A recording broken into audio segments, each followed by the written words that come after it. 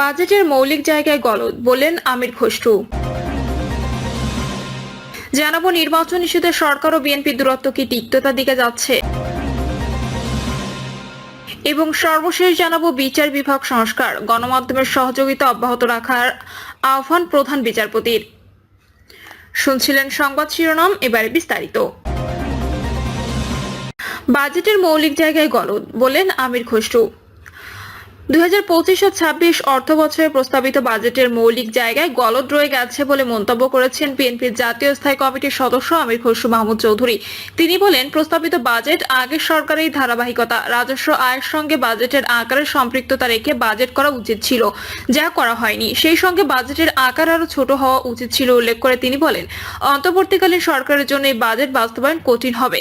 অন্তর্বর্তী সরকারের দেওয়া বাজেট নিয়ে আগামী 4 জুন বিএনপি আনুষ্ঠানিক প্রতিক্রিয়া দেবে। তিনি বলেন, আগের বাজেট যেভাবে চলে আসছে সেখান থেকে সংখ্যার তারতম্য হয়েছে, কিন্তু বাজেটের প্রিন্সিপাল একই রয়ে গেছে। এটাও গতানুগতিক বাজেট। বিগত সরকারের ধারাবাহিকতা থেকে অন্তর্বর্তী সরকার বের হতে পারেনি। রাজস্ব আয়ের উপর ভিত্তি করে বাজেট করা উচিত। তাহলে প্রাইভেট সেক্টরে টাকার সরবরাহ থাকবে, বিনিয়োগ থাকবে, ইন্টারেস্ট কমে আসতে, বিদেশি ঋণের পরিমাণ কমে আসতো ও সুদের হারও কম পেমেন্ট করতে হতো। কিন্তু আমরা সেই জায়গা থেকে সরে আসতে পারিনি। আমি মনে করি এই মৌলিক জায়গায় গলদ রয়ে গেছে। তিনি বলেন, অন্তর্বর্তী সরকারের কাছে আমাদের প্রত্যাশা সীমিত, কারণ তাদের একটা সীমাবদ্ধতা রয়েছে।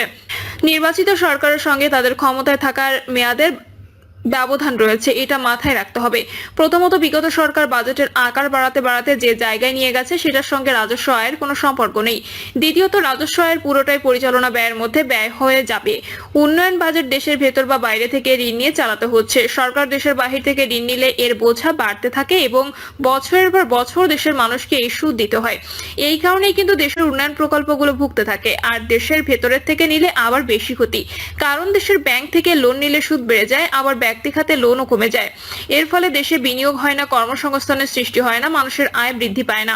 প্রাইভেট সেক্টর লোন না পেয়ে অনেকে বিনিয়োগও করতে পারে। তাৎক্ষণিক প্রতিক্রিয়ায় আমির খসরু মাহমুদ আরো বলেন, আমি মনে করি রাজস্ব আয়ের সঙ্গে বাজেটের আকারের একটা সম্পৃক্ততা থাকা উচিত ছিল, কিন্তু এটা হয়নি। রাজস্ব আয় যেটা আছে তার পুরোটাই পরিচালনা ব্যয়ের মধ্যে চলে যাবে।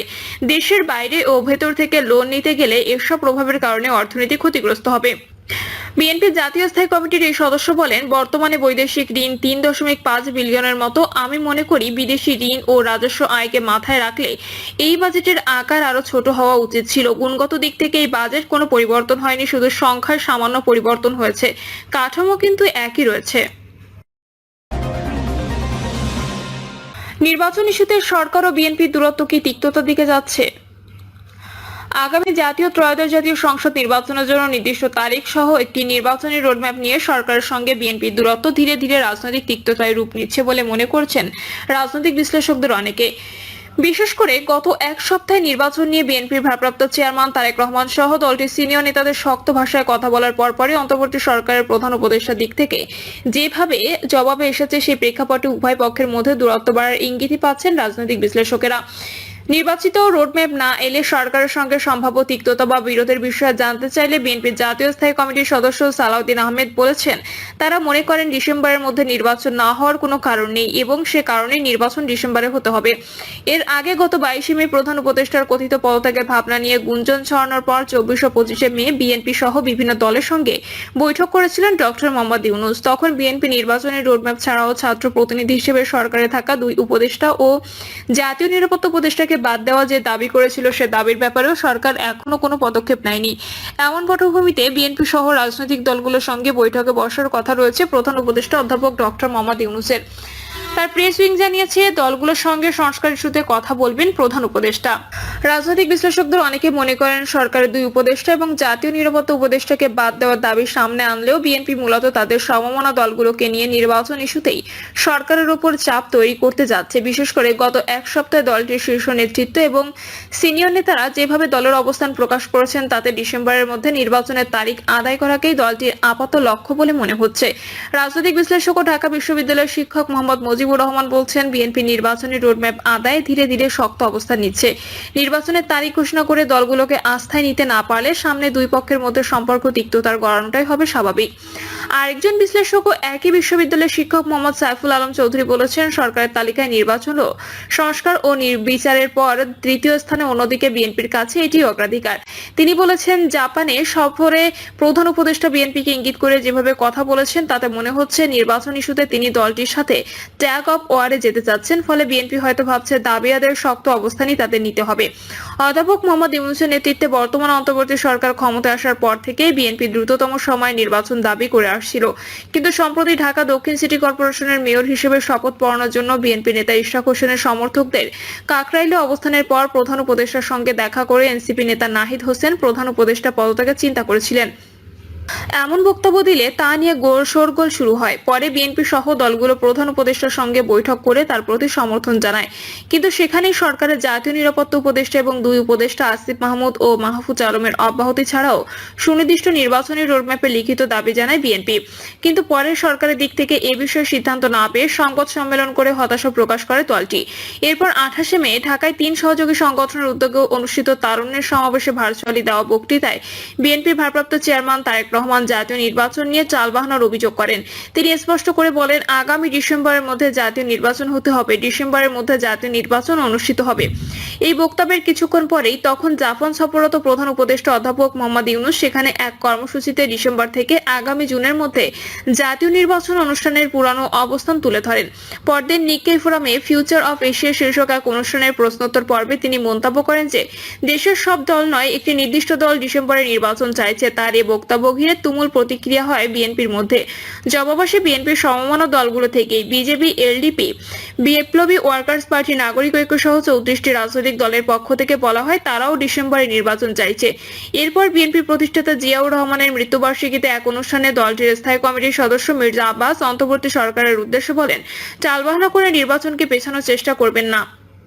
আমরা খুব ভালো জানি সেপ্টেম্বর ডিসেম্বর নির্বাচন না হলে এদেশে আর কখনো নির্বাচন হবে না। ঢাকাতে এক অনুষ্ঠানে স্থায়ী কমিটির সদস্য সালাউদ্দিন আহমেদ বলেছেন, ডিসেম্বরের আগে নির্বাচন দিতে হবে, এটা বাংলাদেশের মানুষের দাবি। অর্থাৎ বাংলাদেশের মানুষ জাপান থেকে প্রধান উপদেষ্টার দিক থেকে বিএনপিকে ইঙ্গিত করে বক্তব্য আসার পরপরই দলটির নেতারা আরো শক্ত ভাষায় নির্বাচনের দাবি জানাতে শুরু করেছেন। এসব কারণেই বিশ্লেষকরা মনে করছেন নির্বাচনী রোডম্যাপ সরকার দ্রুত না জানালে বিএনপির সঙ্গে তাদের তিক্ততা তৈরি হওয়া এখন সময়ের ব্যাপার মাত্র। যদিও সালাউদ্দিন আহমেদ বলছেন তারা তিক্ততা বা দূরত্ব এভাবে বিষয়টিকে দেখতে চাইছেন না। আমাদের অবস্থান পরিষ্কার যে ডিসেম্বরের মধ্যে নির্বাচন হতে হবে, সরকারকে আমরা সেটাই বলছি। রাজনৈতিক বিশ্লেষকরা বলছেন, গত বছর অধ্যাপক ইউনূসের নেতৃত্বাধীন সরকার দায়িত্ব নেওয়ার পর বিএনপি দ্রুত নির্বাচন চাইলেও এ সময়ে আরেক বড় দল জামায়াত ইসলামী আগে সংস্কারকে গুরুত্ব দিয়েছিল, কিন্তু এখন জামায়াতও বলছে যে ফেব্রুয়ারিতে রোজার আগে বা পরে নির্বাচন আয়োজন করলে রাজনৈতিক সংকট তৈরি হবে না। অনেকেই মনে করেছেন দলটি এতদিন সরকারকে নিঃশর্ত সমর্থন দিয়ে যাচ্ছিল মূলত তাদের নেতা এটিএম আজহারুল ইসলামের মুক্তি এবং দলের নিবন্ধন ফিরে পাওয়া নিশ্চিত করার জন্য। শেষ পর্যন্ত যুদ্ধাপরাধের দায়ে মৃত্যুদণ্ড পাওয়া আজহারুল ইসলাম ছাড়া পেয়ে গেছেন এবং জামায়াত ইসলামের নিবন্ধন অবৈধ ঘোষণা করে দেওয়া হাইকোর্টের রায় বাতিল করে আপিল বিভাগ দলটি নিবন্ধন ফিরিয়ে দিতে নির্বাচন কমিশন বা ইসিকে নির্দেশ দিয়েছে। বিশ্লেষক সাইফুল আলম চৌধুরী বলেছেন, আমার মনে হয় এখন শুধু বিএনপি নয়, জামায়াতও দ্রুত নির্বাচনের দাবিতে সোচ্চার হয়ে উঠবে। ফলে সরকার দ্রুত বিএনপির সঙ্গেই নয় বরং কার্যত বিএনপি জামায়াত সহ অনেক দলের সঙ্গে তিক্ত সম্পর্কে জড়িয়ে পড়বে।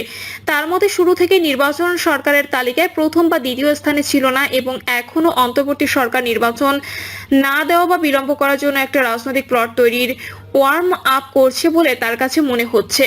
এই বিশ্লেষকের মতে তারা আসলে প্যারানয়েড স্টেট অফ পলিটিক্স তৈরি করতে চান নির্বাচন না দেওয়ার জন্য। তারা সংস্কার বা বিচার শেষ করে নির্বাচন করতে চাইলে সেটি ডিসেম্বরে অসম্ভব।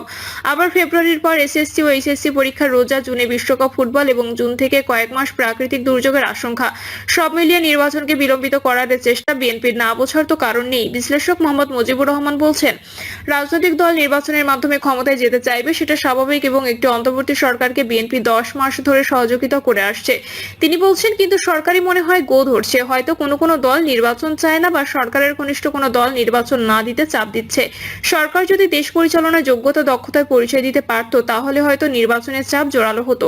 সে কারণে নির্বাচনের দাবি প্রকট হয়ে উঠছে। মুজিবুর রহমান বলছেন, নির্বাচন নিয়ে যে অনিশ্চয়তার ইঙ্গিত পাওয়া যাচ্ছে তাকে বিবেচনায় নিয়ে হয়তো দল হিসেবে বিএনপি ডিসেম্বরের মধ্যে নির্বাচনের দাবিতে ক্রমশ সুসংহত ও শক্ত অবস্থান নিচ্ছে। তিনি বলছেন, মনে রাখতে হবে সংস্কার একটি চলমান প্রক্রিয়া আর বিচার দীর্ঘ সময়ের ব্যাপার। এ নিয়ে নির্বাচনকে আরো বিলম্বিত করার চেষ্টা বিএনপির দিক থেকে মেনে নেওয়া কঠিন। ফলে নির্বাচনের তারিখ সহ রোডম্যাপ না দিলে তিক্ততা অনিবার্য হয়ে উঠবে। প্রধান উপদেষ্টা প্রেস সচিব শফিকুল আলম এক সংবাদ সম্মেলনে এ সম্পর্কে আবারও জানিয়েছেন যে নির্বাচন আগামী 30 জুনের আগেই যে কোনো সময় অনুষ্ঠিত হতে পারে। প্রিয় দর্শক, এই ছিল এখনকার সর্বশেষ সংবাদ। আপডেট সব সংবাদ পেতে চ্যানেলটি সাবস্ক্রাইব করে বেল আইকনটি ক্লিক করে রাখুন।